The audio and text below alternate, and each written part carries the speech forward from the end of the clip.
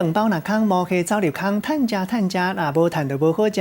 来看到台湾上好赚的头路，绝对毋是诈骗，咱讲的是合法的头路。到网友整理民国70年到107年，台湾各行各业的月绩排名，其中咱看到保险辅助业这个行业最近10多年来排头名，范围有保险精算师，也有保险公证，另外还有保险风险评估在内，也有去年第2名，咱看到是海洋水运业，第3名是航空运输业。恁连阮行就分析讲，若是做的头路，需要专业的证照，就是爱考牌，代表讲真无简单。一般薪水来讲，就会较悬。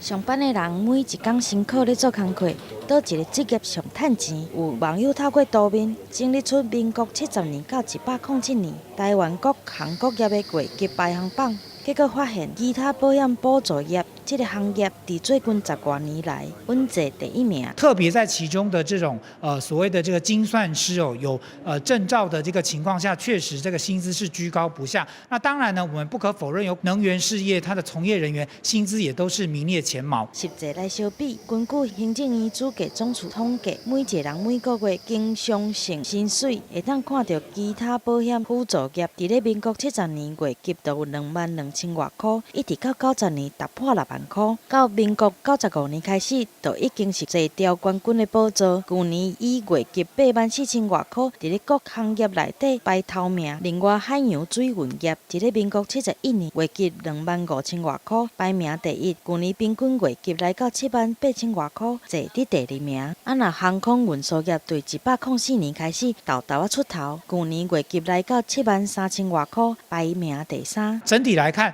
综合它的特质，就是说，第一个可能它的产业是有寡占性质，第二个可能要考证照，第三个当然呢，工作上面的一些危险性或者是专业性才有办法领高薪。其他保险辅助业包括保险精算、保险公证、甲保险风险评估这个业务项目。当地银行分析，若是做的行业需要专业的证照，或者是难度较悬的，月绩拢会较济。只要工作愈有袂当取代性，收入就会愈来愈悬。